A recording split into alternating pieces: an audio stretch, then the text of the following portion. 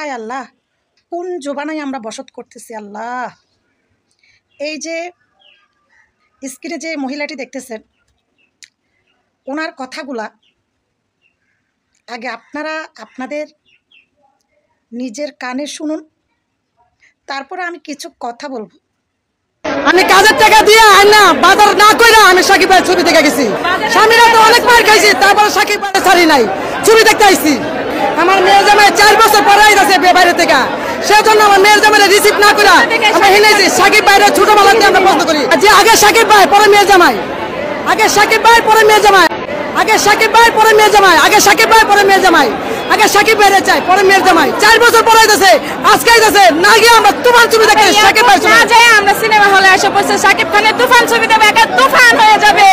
সাকিব ভাই আমরা অনেক অনেক ভালো লাগে, অনেক ভালো লাগে, এটা বলার বাইরে, এটা কমু না, এটা আমার মনের ভিতরে আছে ভাইয়া।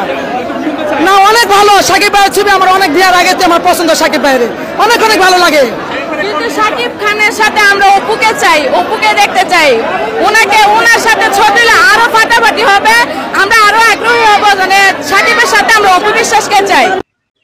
তো শুনতে তো পারলেন, এই মহিলার মেয়ে জামাই আসতেছে, সেই মেয়ে জামাইকে না দেখে মানে এয়ারপোর্টে আনতে না গিয়ে মেয়ে সহ মা মেয়ে দুইজনেই সাকিবের তুফান ছবি দেখতেছে।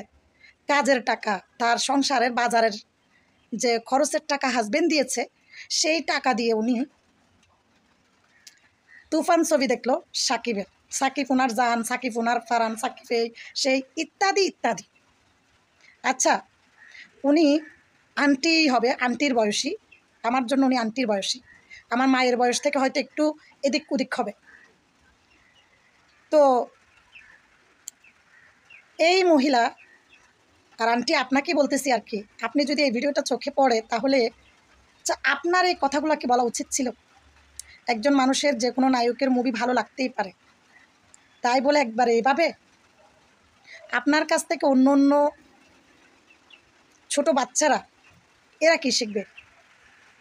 এরাও কি বাজারের টাকা, আপনি বাজার করতে মনে করেন আপনার সন্তানকে দিলেন, সেও কি এই বাজারের টাকা দিয়ে বাজারের টাকাটা নিয়ে মুভি দেখবে? তাহলে কি বলবো, আপনি মারা গেছেন, আপনার জানাজা থামাই রেখে মুভি দেখতে আসবে মানুষ? আস্তাগফিরুল্লাহ, আল্লাহ মাফ করুন। পৃথিবীতে বেঁচে থাকা অবস্থায় মানুষের অনেক কিছুই ভালো লাগতে পারে। আমার এই কথাগুলোর সাথে আপনারা একমত কিনা জানি না, মানে আমার কথাগুলো আপনাদের কেমন লাগতেছে? মানুষের সিনেমা মুভি ভালো লাগতেই পারে, যেমন আমার কাছে সবসময় প্রিয় ছিল ছোট থেকে। আমার বুদ্ধি হয়েছে বছর থেকে, যখন থেকে আমি সিনেমা দেখতেছি তখন থেকে আমি সালমান শাবনূরের মুভি পছন্দ করতাম, এখনও পছন্দ করি। তো শাবনূর নতুন করে আবার মুভি দেখবে, ইনশাল্লাহ দেখব, তবে ওই মুভি আমাকে হলে গিয়ে দেখতে হবে এই সেই তা তো না। মানুষটাকে আমি ভালোবাসি, তার মুভিটা যদি আমার মোবাইলে কখনো আসে বা আমার চোখের সামনে যদি পড়ে তাহলে আমি দেখব, এত রিস্কে যাওয়ার তো প্রয়োজন নেই। ওই মানুষটার প্রশংসা আমি কোনো কথাবার্তার মাধ্যমে উঠলে আমি প্রশংসাটা করব, যেমন এখন আমি সালমান শাবনূরের প্রশংসা করলাম, তাই বলে আমার ইমার্জেন্সি কাজ ফেলে আমি এই ধরনের কাজগুলো করব। আর আমি দেশকে কি মেসেজ দিব? আমার কাছ থেকে মানুষ কি শিখবে? আমার পরিবার, আমার সন্তান। হয়তো অনেকে আমাকে বলতে পারেন তাহলে আপনি টিকটক করেন, এই কথাটা এখন এখানে যে বলবে সে হচ্ছে আমাকে জেলাস করে বলবে।